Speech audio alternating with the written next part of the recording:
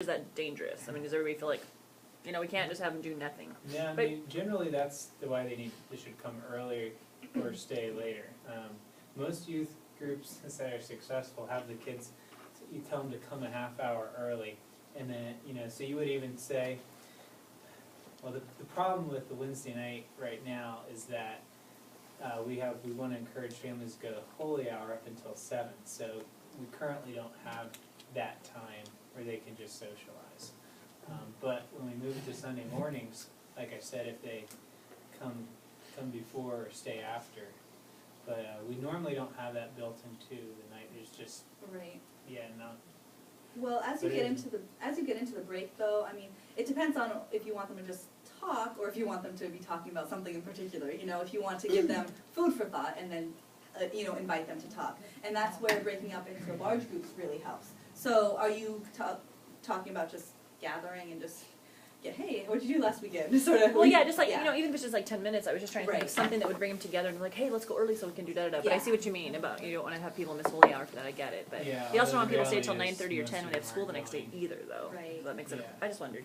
Yeah, no, I mean, it is very important, and that's a major reason why the socials are going to be built into it. So, you know, that those are those nights that can be about just getting to know each other and just having fun. Right.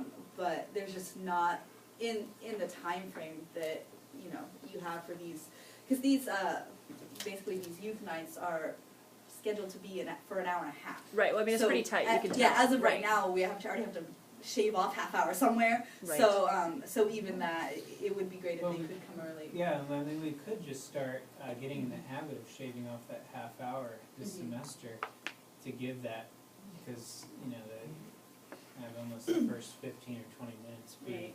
social time. Well, because it encouraged them to get there on time. That's what I was Yes. thinking. Okay. Yeah. The only thing you have to remember is the little ones don't drive. They're totally dependent on a parent to get them there. I know that's true. You know. That's true. All right, so now getting into the breaks, we've just gone through the gather, we've gone through the proclaim, now we're going to get into the breaks. The breaks is time for the teens to question and take ownership of the topic presented that night. It's a time where teens can move around, build community, and process everything that they just heard or experienced in the proclaim. It's also a place where the most depth can be reached. This is where they're taking control of the topic. This is where they get to explore deeper and really dig into each other's brains and you know, learn what other people have to say about it. So this is where, like it says, the most depth can be reached. The break section of a youth night should accomplish the following: break open the topics so teens can apply it to their daily lives, break down personal and spiritual walls, and build up trust within the community. What just happened? I'm sorry. Oh, sorry, I didn't have it going. All right, there we go. Can anyone see a little better? Was that cam on? All right. Ways to break it open. There's small group discussions, which is kind of the most popular and the,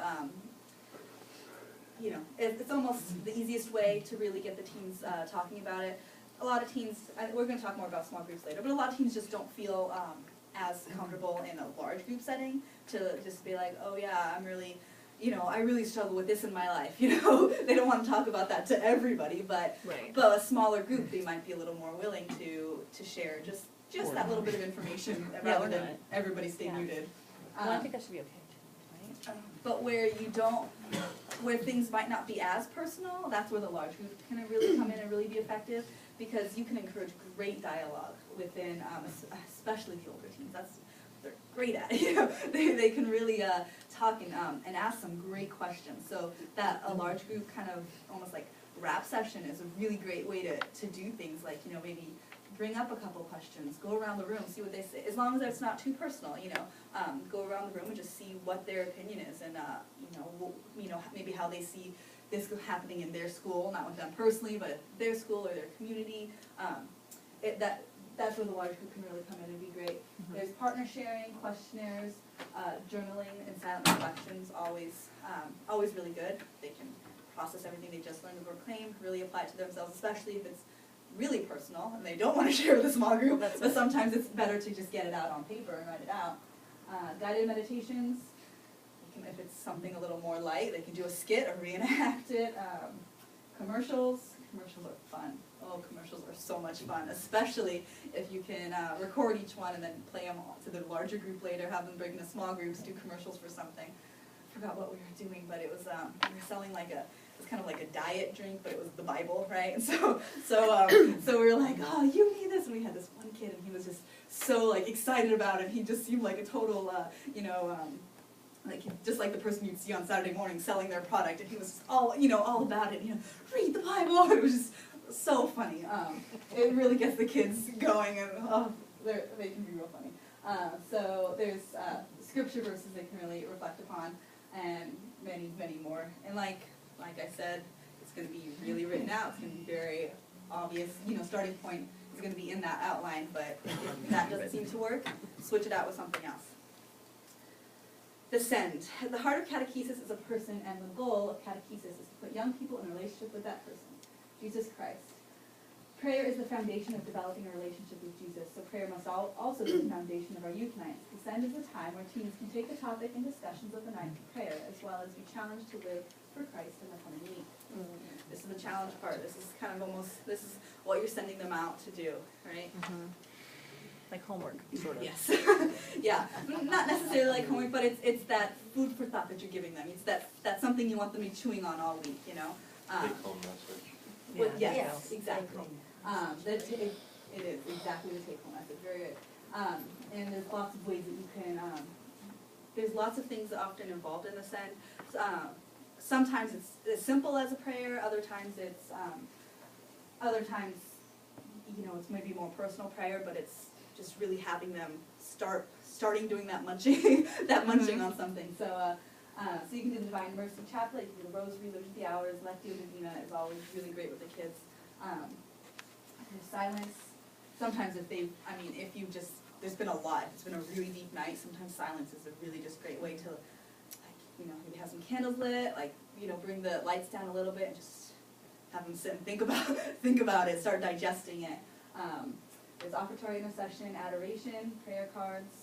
It's fun to give things to the kids, at the end, especially if you did a night about, a certain saint, give them that saint's card, just give them something to take home. Prayer, partner accountability, one-a-days, daily challenges, and prayer practices. It's always fun, but you want to make sure that you have it definitely written out before, so you can give it with the kids and they know how to follow it. It's good to explain it to the kids, whatever you're doing in the send as well. All right, so do you want us to move right into the next one? Okay, there's one more PowerPoint that we're going to. This is the INGs. Four INGs.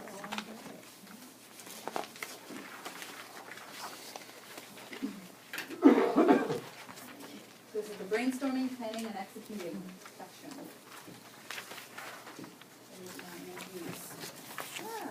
Okay, Youth Night INGs. Youth Night INGs consist of brainstorming, planning, executing. Move on. Here are some steps that make brainstorming effective. Youth Night outline will be given to everyone in advance, so they are able to read the outline and come to the meeting prepared. The planning team is encouraged to generate written ideas prior to the session.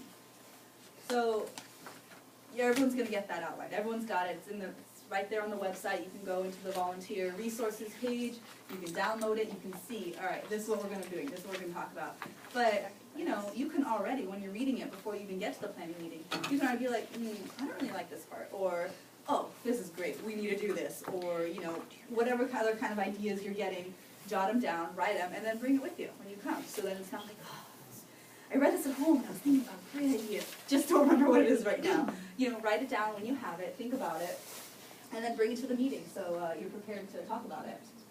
One person will act as a facilitator to organize and control the session, and that's going to be the core member. So, oftentimes these groups are going to be made up of a core member and maybe other volunteers, or maybe a couple core members and other volunteers. So, those core members are going to be the ones who are facilitating and organizing the session.